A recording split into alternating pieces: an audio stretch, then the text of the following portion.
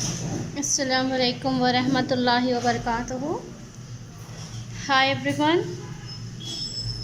آج کا ہمارا یہ لیسن سائنس سبجیکٹ پر مبنی ہے اور یہ لیسن جماعت نہم کے طلباء کے لیے ہے، اور جو ہمارا لیسن ہے وہ ہے لیسن نمبر 15 سائنس 2 کے لیے ہے، جانداروں میں حیاتی افعال۔ اب ہم اس میں دیکھیں گے کہ نباتات میں ترسیل کس طرح سے ہوتی ہے، اخراجی عمل کیا ہے، حیوانات اور انسان، اور ہم آہنگی نباتات اور انسان، ان پوائنٹس پر ہم ڈسکس کریں گے۔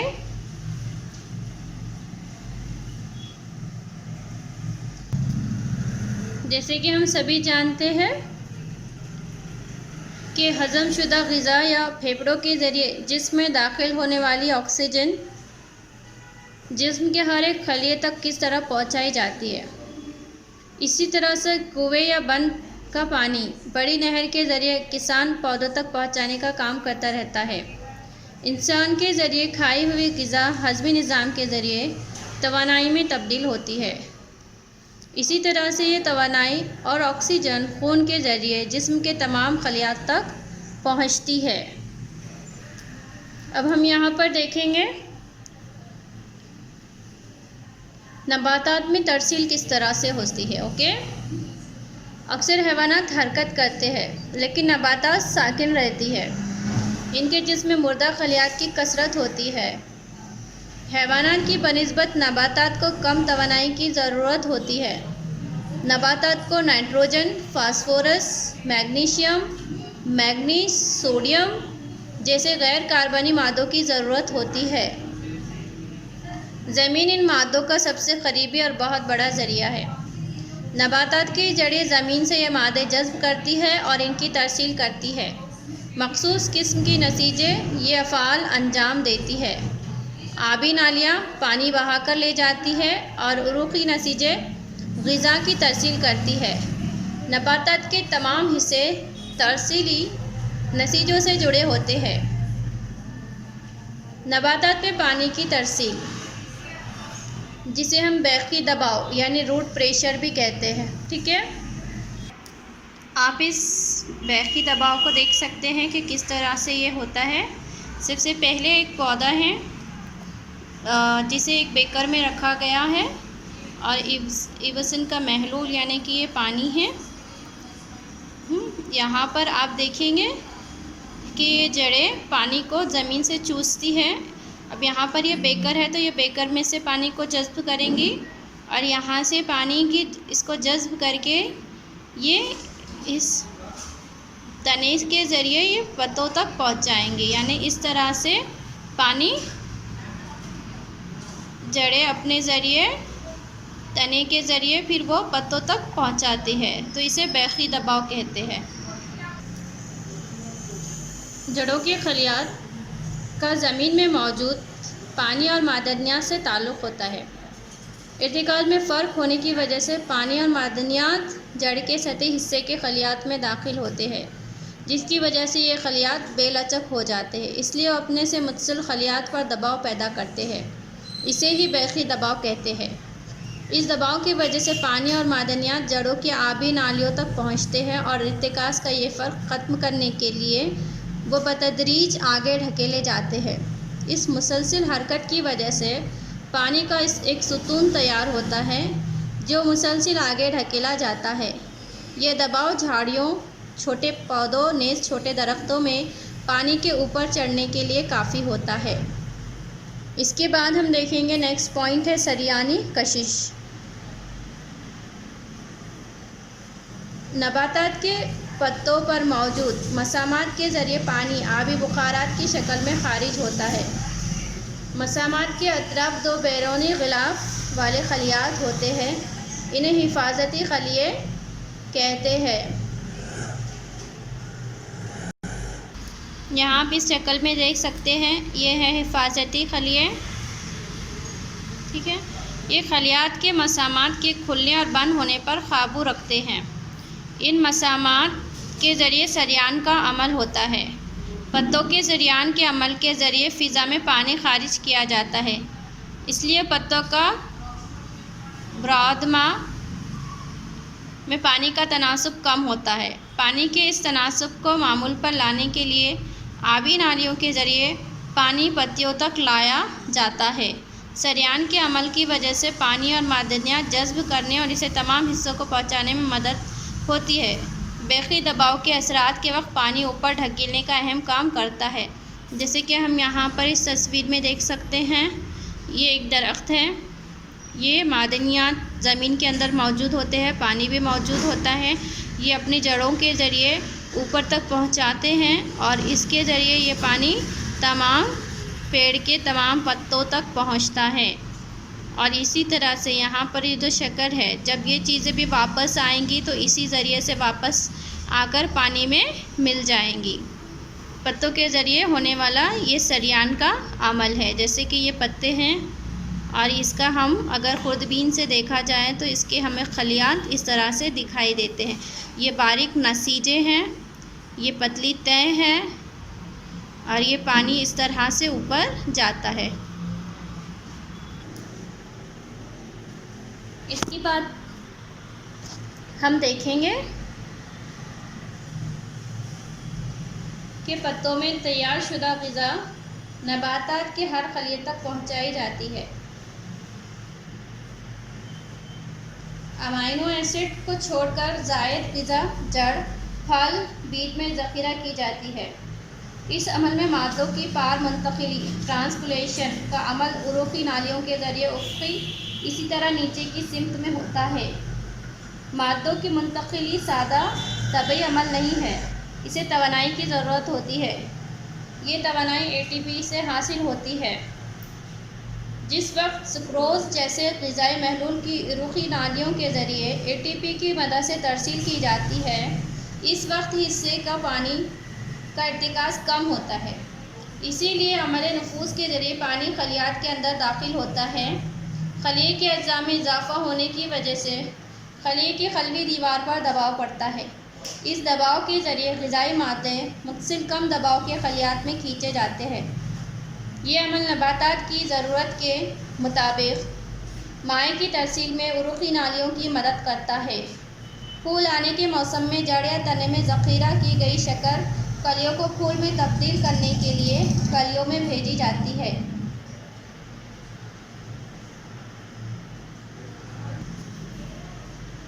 اب ہم دیکھیں گے اخراج کسے کہتے ہیں۔ جانداروں میں کئی بیکار اور خطرناک مادے مثلاً یوریا، یورک ایسڈ، امونیا تیار ہوتے ہیں۔ یہ مادے اگر جسم میں ذخیرہ ہو جائے یا زیادہ عرصے تک رہ جائے تو سنگین تکلیف پہنچا سکتے ہیں یا بعض وقت اس سے موت بھی واقع ہو سکتی ہے۔ اس لیے بیکار مضر مادے جسم سے باہر خارج کرنا ضروری ہوتا ہے۔ اس لیے مختلف جانداروں میں مختلف طریقے ہوتے ہیں۔ بیکار مضر مادے جسم کے باہر خارج کرنے کے عمل کو اخراج کہتے ہیں۔ یکقلبی جانداروں میں بیکار مادے خلیات کی سطح سے راز باہر خارج ہوتے ہیں، جبکہ کثیر قلبی جانداروں میں اخراج کا عمل پیچیدہ ہوتا ہے۔ نباتات میں اخراج کا عمل حیوانات میں اخراج کے بنسبت سادہ ہوتا ہے۔ نباتات میں بیکار مادوں کو خارج کرنے کے لیے مخصوص اخراجی اعضاء یا اخراجی نظام نہیں ہوتا ہے۔ نفوذ کے عمل کے ذریعے گیسی مادے باہر خارج کیے جاتے ہیں۔ نباتات میں کئی بیکار مادے ان کے پتوں میں موجود خالیوں، پھول، پھل اور اسی طرح تنوں کی چھال میں ذخیرہ کیا جاتا ہے۔ کچھ عرصے کے بعد یہ اعضاء خراب ہو کر گر جاتے ہیں۔ دوسرے بیکار مادے رال اور گوند کی شکل میں شکستہ آبی نالیوں میں ذخیرے کیے جاتے ہیں۔ نباتات جڑوں کے ذریعے بھی آس پاس کی زمین میں بیکار مادے خارج کرتی ہے۔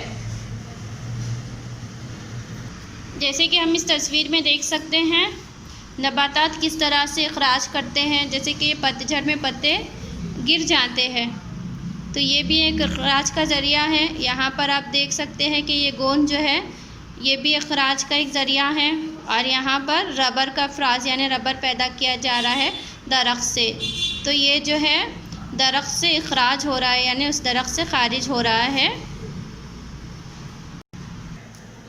انسان میں اخراج کا عمل. Excretion in human being.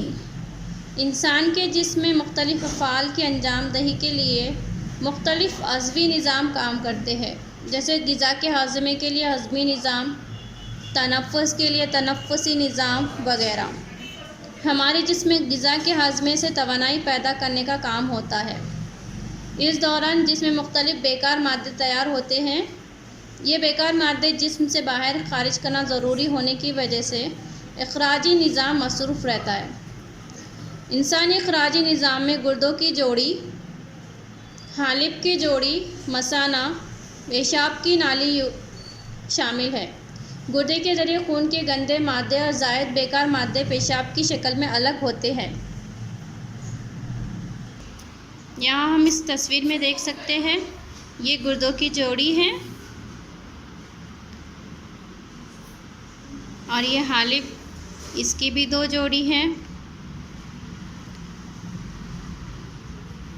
یہ ہے مثانہ.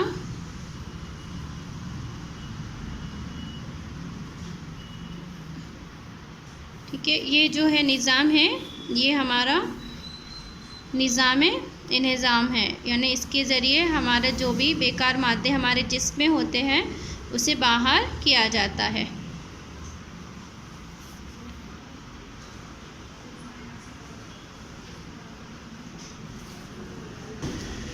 یہاں پر ہم دیکھیں گے پیٹ کی پچھلی جانب، پیٹ کے منکوں کی جانب ایک سیم کے بیج کی شکل کے 2 گردے ہوتے ہیں. گردے میں چھاننے کا اہم فعل انجام دینے والے حصے کو نیفران کہتے ہیں.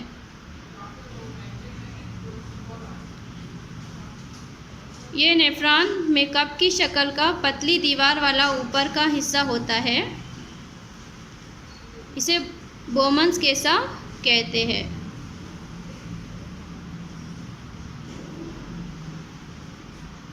اس میں خون کی شریان کے جال کو گلومیرولس کہتے ہیں. جگر میں تیار شدہ یوریا خون میں آتا ہے. جب یوریا والا خون گلومیرولس میں آتا ہے، اس وقت گلومیرولس میں خون کی شریان میں خون چھنتا ہے. یوریا اسی طرح کے دوسرے مادہ علیحدہ کیے جاتے ہیں.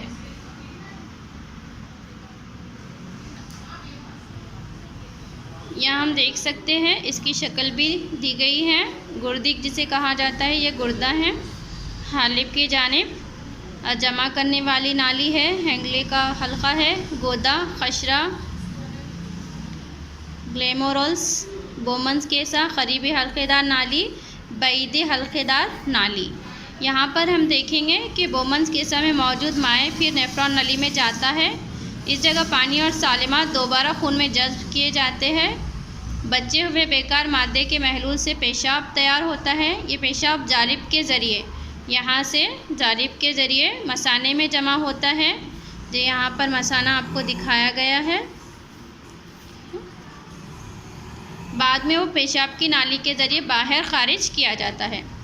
مثانہ عضلاتی ہوتا ہے، اس پر اعصاب کا قابو ہوتا ہے، اس لیے ہم ہمیشہ پیشاب کے اخراج پر قابو رکھ سکتے ہیں. انسان میں گردہ اخراج کا اہم عضو ہونے کے باوجود جلد اور پھیپھڑے بھی اخراجی عمل میں مدد دیتے ہیں. سیدھا گردہ بائیں گردے کی بنسبت کسی قدر نیچے ہوتا ہے، جیسے کہ ہم یہاں دیکھ رہے ہیں. سیدھا گردہ ہے اور یہ دایاں گردہ ہے، یہ کسی قدر تھوڑا نیچے ہوتا ہے. یہ گردے میں تقریباً 10 لاکھ نیفران ہوتے ہیں. عام انسان کے جسم میں اندازاً 5 لیٹر خون ہوتا ہے، جو گردوں سے روزانہ 400 بار چھانا جاتا ہے. گردے روزانہ عام طور پر 190 لیٹر خون چھانتے ہیں، جس کے ذریعے 1 سے 1.9 لیٹر پیشاب تیار ہوتا ہے. بچا ہوا مائع دوبارہ جذب کیا جاتا ہے. یہاں پر ہم دیکھیں گے اس کے بعد خون کا ڈائلیسس، جسے ڈائلیسس کہا جاتا ہے یا خون پاشیدگی بھی کہا جاتا ہے. طبیعت کی ناسازی، انفیکشن یا کم مقدار میں خون مہیا ہو تو گردوں کے افعال کی انجام دہی کی صلاحیت میں کمی واقع ہوتی ہے، جس کی وجہ سے زہریلے مادوں کا جسم میں زیادہ مقدار میں ذخیرہ ہوتا جاتا ہے. نتیجے میں موت بھی واقع ہو سکتی ہے. گردے بیکار ہو جائے تو مصنوعی آلے کا استعمال کر کے خون سے نائٹروجنی مادے الگ کیے جاتے ہیں۔ خون سے نائٹروجنی مادے باہر خارج کیے جانے کے اس عمل کو ڈائلیسس کہتے ہیں۔ ایک وقت میں اس آلے کے ذریعے 500 ملی لیٹر خون ترسیل کیا جاتا ہے۔ صاف کیا گیا خون بعد میں مریض کے جسم میں داخل کر دیا جاتا ہے۔ یعنی اگر کسی شخص کے گردے خراب ہو جائے تو وہ کس وجہ سے ہوتے ہیں؟ نائٹروجنی مادوں کی وجہ سے ہوتے ہیں، اور وہ برابر کام انجام نہیں دیتے ہیں۔ تو اس لیے ضروری ہوتا ہے کہ جو نائٹروجنی مادے ہیں انہیں باہر نکالا جائے اور خون کو صاف کیا جائے۔ تو اس عمل کو ڈائلیسس کا عمل بھی کہتے ہیں۔ اس کے آگے ہم دیکھیں گے ہم آہنگی یا کوارڈینیشن کسے کہتے ہیں۔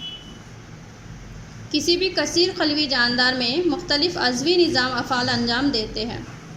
یہ مختلف نظام یا اعضاء اطراف کے ماحول میں مختلف محرکات کے درمیان مناسب ہم آہنگی ہو تبھی جاندار اپنی زندگی آسانی سے گزار سکتے ہیں۔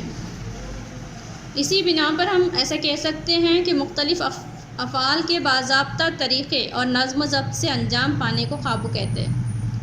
مختلف افعال میں ترتیب ہم آہنگی کہلاتی ہے۔ کسی بھی فعل کے کامیاب طریقے سے مکمل ہونے کے لیے اس فعل کے ہر مرحلے پر حصہ لینے والے مختلف نظام اور اعضاء میں درست ہم آہنگی ہونا ضروری ہے۔ ہم آہنگی کی غیر موجودگی یا دوسرے کچھ اجزاء کی وجہ سے کسی بھی مرحلے پر بے ترتیبی پیدا ہو تو فعل نامکمل رہ سکتا ہے۔ افعال کے کسی بھی مرحلے پر کسی بھی قسم کی بے ترتیبی نہیں ہونا چاہیے۔ کسی بھی جاندار کا درجہ حرارت، آبی سطح، تحویل کی سطح وغیرہ اور بیرونی ماحول کے محرکات کی وجہ سے جانداروں کے اندرونی افعال میں قابو اور ہم آہنگی کا پایا جانا بے حد ضروری ہے۔ بہتر کارکردگی کے لیے جانداروں کے مختلف نظاموں میں قابو اور ہم آہنگی کی مستقل حالت ہوتی ہے۔ اسے ہمہ سکونیت کہتے ہیں۔ اس کے بعد ہم دیکھیں گے نباتات میں ہم آہنگی، کوارڈینیشن ان پلانٹس۔ نباتات میں حرکت خاص طور پر محرک کے جواب میں رد عمل یا جوابی عمل ہے۔ بیرونی محرک کے لیے نباتات کے کسی بھی حصے کے جوابی عمل کے طور پر حرکت یعنی رغبتی یا سمتی حرکت کہلاتی ہے۔ کسی بھی درخت میں تنوی نظام میں روشنی کے محرکات سے جوابی عمل ہوتا ہے، یعنی روشنی کے منبع کی جانب اس کی نشوونما ہوتی ہے۔ نباتات میں ہونے والی اس حرکت کو نور رغبتی حرکت کہتے ہیں۔ نباتات کا باقی نظام یعنی روٹ سسٹم سخلی قوت اور پانی کے لیے جوابی عمل پیش کرتا ہے۔ اس جوابی عمل کو بالترتیب سخلی رغبت حرکت اور آبی رغبتی حرکت کہتے ہیں۔ مخصوص کیمیائی مادوں کے لیے نباتات کے حصوں کی جوابی عمل کے لیے حرکات کیمیائی رغبتی حرکت کہلاتی ہے۔ مثلاً بیضے کی جانب ہونے والی زیرہ نلی کی نشوونما۔ اس لیے ان حرکات کو نباتات کی مسلسل نموئی حرکات کہتے ہیں۔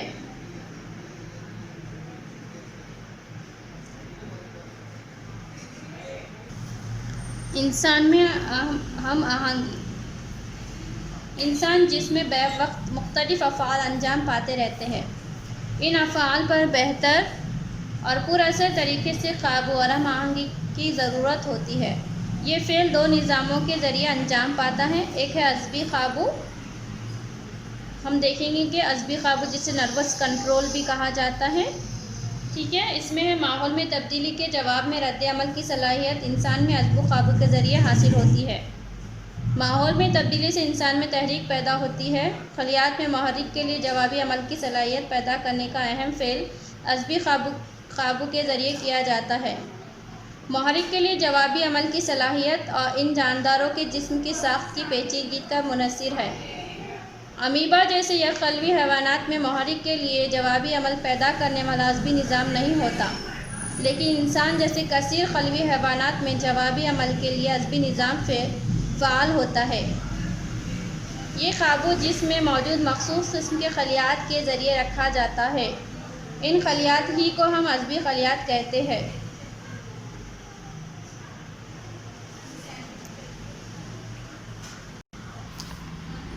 یہاں پر ہم اس شکل میں دیکھ سکتے ہیں جس میں ایک مقام سے دوسرے مقام تک اطلاع پہنچانے کا فعل انجام دینے والا مخصوص خلیہ عصبی خلیہ ہوتا ہے۔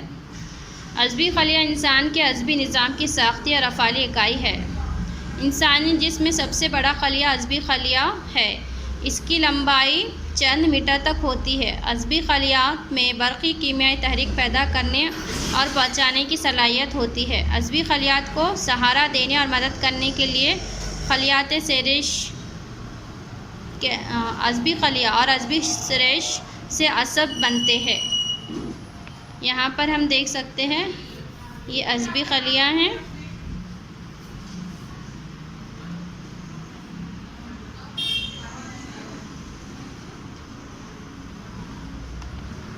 اب ہم دیکھیں گے کہ عصبی خلیات کی قسمیں کون کون سی ہے۔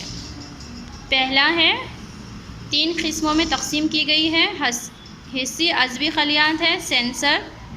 حسی عصبی خلیات تحریکات کا حسی اعضاء سے دماغ کی جانب اور نخاعی ڈور کی جانب ترسیل کرتے ہیں۔ حرکی عصبی خلیات موٹر نیورونز۔ حرکی عصبی خلیات تحریکات کو دماغ اور نخاعی ڈور سے عضلات یا غدود جیسے افرازی اعضاء کی جانب لے جاتے ہیں۔ نمبر 3 ہے مشترک عصبی خلیات۔ مشترک عصبی خلیات عصبی نظام کے انضمام کے افعال انجام دیتے ہیں۔ اس کے بعد ہے انسانی عصبی نظام۔ انسانی عصبی نظام کو 3 حصوں میں تقسیم کیا گیا ہے: مرکزی عصبی نظام، محیطی عصبی نظام، خود مختار عصبی نظام۔ اب مرکزی عصبی نظام کیا ہے؟ مرکزی عصبی نظام دماغ اور نخاعی ڈور سے بنتا ہے۔ دماغ کے ساتھ بہت نازک لیکن بے حد ترقی یافتہ ہے۔ دماغ عصبی نظام کا اہم اور قابو رکھنے والا حصہ ہے جو سر کے کہف میں محفوظ ہوتا ہے۔ نخاعی ڈور اسپائنل کارڈ کو ریڑھ کی ہڈی سے تحفظ ملتا ہے۔ نازک مرکزی عصبی نظام اور اس پر پائی جانے والی ہڈیوں کے درمیان خلا میں حفاظت کے لیے جھلیاں ہوتی ہیں۔ دماغ کے مختلف حصوں کا خلا کو بطن، جبکہ نخاعی ڈور کے لمبے کہفے کو مرکزی نالی کہتے ہیں۔ دماغ، بطن، مرکزی نالی اور دماغی غلاف میں موجود خلا میں دماغی نخاعی سیال ہوتا ہے۔ یہ مائع مرکزی عصبی نظام کو تغذیاتی مادے مہیا کرتا ہے۔ یہاں پر ہم دماغ کی ساخت دیکھ سکتے ہیں۔ یہ ہے بڑے دماغ کی سلوٹیں، یہ پل دماغ، یہ چھوٹا دماغ جسے کہا جاتا ہے، اور یہ دماغی تنا ہے، اور یہ نخاعی ڈور ہے۔ ٹھیک ہے، یہ دماغ کی ساخت ہے۔ اب یہاں ہم دیکھیں گے کہ دماغ کا بایاں اور دایاں حصہ کیا کام انجام دیتا ہے۔ جیسے کہ دماغ کے بائیں حصے کے افعال کیا ہے؟ ہمہ جہت خیالات، اثر انگیز خیالات، تخلیق نو یعنی نئی چیزیں کرنے کا سوچنا، اور فن اور موسیقی۔ اس کے علاوہ ہے کہ دماغ کے دائیں حصے کے افعال یہ ہے تجزیاتی خیالات، سوچنا کہ اس کے کیسے پارٹ ہوتے ہیں، یہ کیسے بنتا ہے، بچے سوچتے ہیں یا ہم بھی اس کے بارے میں سوچتے ہیں۔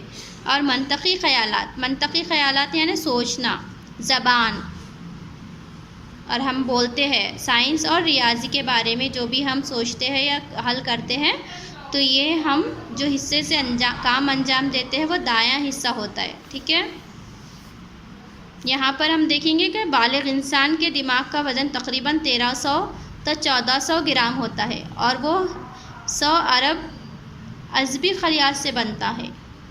ہمارے دماغ کا بایاں حصہ جسم کے دائیں حصے پر قابو رکھتا ہے، جبکہ دماغ کا دایاں حصہ جسم کے بائیں حصے پر قابو رکھتا ہے۔ اس کے علاوہ دماغ کا بایاں حصہ ہماری گفتگو، تحریر، استدلال، خیال پر قابو رکھتا ہے، اور دایاں حصہ فنکارانہ صلاحیت پر کنٹرول رکھتا ہے۔ اب ہم دیکھیں گے کہ بڑا دماغ، یہ دماغ کا سب سے بڑا حصہ ہے، 2 نصف کروں سے بنتا ہے۔ یہ نصف کرے ٹھوس، ریشوں اور عصبی استوا کے ذریعے ایک دوسرے سے جڑے ہوئے ہوتے ہیں۔ دماغ کا 2/3 حصہ بڑے دماغ سے گھیرا ہوا ہوتا ہے، اسی لیے اسے بڑا دماغ کہتے ہیں۔ بڑے دماغ کی بیرونی سطح پر بے قاعدہ شگاف اور ابھار پائے جاتے ہیں، جہاں کہ ہم یہاں پر دیکھ چکے ہیں۔ انہیں سلوٹیں کہتے ہیں، جس کی وجہ سے بڑا دماغ کے سطحی حصے کا رقبہ بڑھ جاتا ہے اور عصبی خلیات کے لیے کافی جگہ مہیا ہو جاتی ہے۔ چھوٹا دماغ، یہ دماغ کا چھوٹا حصہ ہے، قیف کے پچھلے حصے میں بڑے دماغ کی نچلی جانب ہوتا ہے۔ اس میں غبار کے بجائے سطح اونچی نیچی ہوتی ہے۔ یہاں پر ہم دیکھ سکتے ہیں، یہ ہے چھوٹا دماغ۔ دماغی تنا، دماغ کا سب سے آخری حصہ ہے، اس کی لمبائی تقریباً 3 ملی میٹر ہوتی ہے۔ اس کے اوپر کے حصے میں 2 ابھرے ہوئے مثلثی اجسام ہوتے ہیں، انہیں اہرام کہتے ہیں۔ اس کا پچھلا حصہ نخاعی ڈور میں تبدیل ہوتا ہے۔ اب ہم دیکھیں گے کہ نخاعی ڈور کسے کہتے ہیں۔ اسپائنل کارڈ جسے کہا جاتا ہے، یہ مرکزی عصبی نظام کا حصہ ہے جو ریڑھ کی ہڈی میں محفوظ ہوتا ہے۔ یہ نیچے کی جانب کسی قدر چپٹا اور اس کا آخری حصہ ریشوں جیسا ہوتا ہے، اسے انتہائی ریشہ کہتے ہیں۔ یہاں پر ہم دیکھیں گے نخاعی ڈور، عصبی خلیہ، نخاعی ڈور، ریڑھ کی ہڈی، اور یہ نخاعی ڈور ہے، دماغ اور نخاعی ڈور۔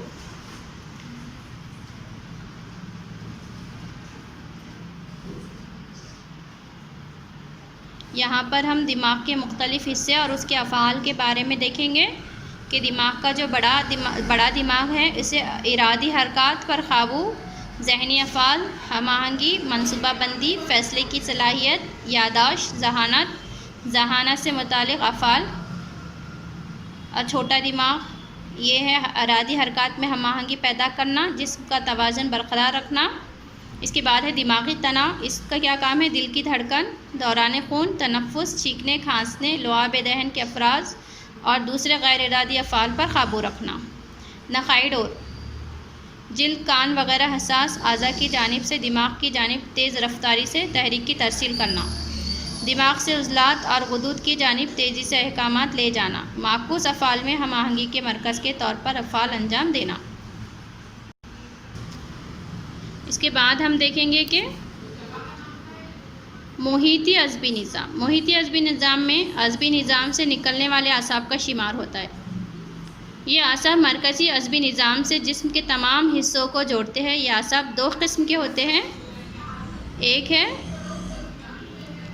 قیفی اعصاب، کرینیل نروز، اور نخاعی اعصاب۔ دماغ سے نکلنے والے اعصاب کو قیفی اعصاب کہتے ہیں۔ سر، سینہ، پیٹ کے مختلف حصوں سے یہ جڑے ہوتے ہیں۔ قیفی اعصاب کی 12 جوڑیاں ہوتی ہیں۔ اور نخاعی اعصاب، نخاعی ڈور سے نکلنے والے اعصاب نخاعی اعصاب کہلاتے ہیں۔ یہ ہاتھ، پیر، جلد اور جسم کے دوسرے حصوں سے جڑے ہوتے ہیں۔ یہ نخاعی اعصاب کی 31 جوڑیاں ہوتی ہیں۔ خود اختیاری عصبی نظام، دل، پھیپھڑے، معدہ جیسے غیر ارادی اعضاء میں موجود اعصاب سے خود اختیاری عصبی نظام تیار ہوتا ہے، اس پر ہمارا کوئی قابو نہیں ہوتا ہے۔ اب ہم دیکھیں گے کہ افعال منعکسہ کسے کہتے ہیں۔ ماحول کے کسی غیر متوقع محرک کے جواب میں فوری رد عمل کو فعل منعکسہ کہتے ہیں۔ ہم کچھ واقعات میں بغیر کچھ سوچے سمجھے رد عمل کرتے ہیں، اس عمل پر ہمارا کسی قسم کا قابو نہیں ہوتا ہے، یعنی یہ عمل ماحول کے محرک کو دیا ہوا جوابی عمل ہے۔ ایسی حالت میں دماغ کے بغیر بھی قابو اور ہم آہنگی برقرار رہتی ہے۔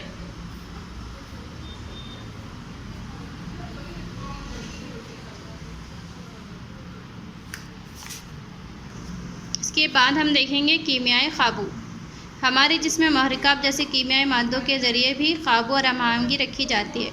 دونوں افرازی غدود کی وجہ سے محرکات خارج ہوتے ہیں۔ ان غدود کو بے نالی غدود کہتے ہیں۔ ان غدود کی جانب ان کا افراز ذخیرہ کرنے یا افرازات کو لے جانے کے لیے نالیاں نہیں ہوتی، اس لیے افرازات تیار ہوتے ہی وہ راس خون میں مل جاتے ہیں۔ یہ دونوں افرازی غدود جسم میں اگر مقررہ مقام پر بھی ہو تب بھی محرکات جسم کے تمام حصوں میں خون کے ذریعے پہنچتے ہیں۔ دونوں افرازی غدود عصبی نظام کی طرح قابو اور ہم آہنگی کی ذمہ داری پوری کرتے ہیں۔ جسم میں مختلف افعال پر قابو اور ہم آہنگی قائم رکھنے کے کام یہ دونوں نظام ایک دوسرے کی مدد سے کرتے ہیں۔ ان دو نظاموں میں واضح فرق، یعنی اعصابی لہریں جلد لیکن قلیل وقت کے لیے ہوتی ہے، جبکہ محرکات کا عمل بہت سست رفتار سے ہونے والا لیکن طویل مدت تک قائم رہنے والا عمل ہے۔ جسمانی ضرورت کے لحاظ سے محرکات کی مقدار کا افراز بے حد ضروری ہے، اس لیے ایک مخصوص میکانزم کام کرتا رہتا ہے۔ محرکات کے رساؤ کا تناسب اور وقت کا باز یافتگی میکانزم کہا جاتا ہے۔ مثلاً خون میں شکر کی مقدار بڑھتے ہی لبلبے کے خلیات اسے جان لیتے ہیں اور محرک کے جواب میں یہ خلیات زیادہ مقدار میں انسولین خارج کرتے ہیں۔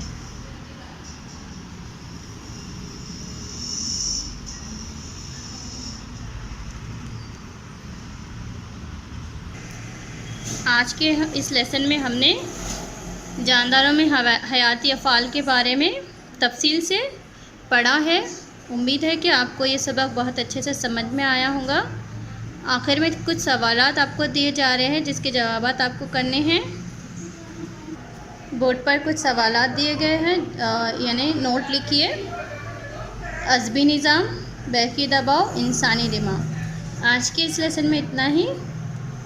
ٹھیک ہے، اللہ حافظ۔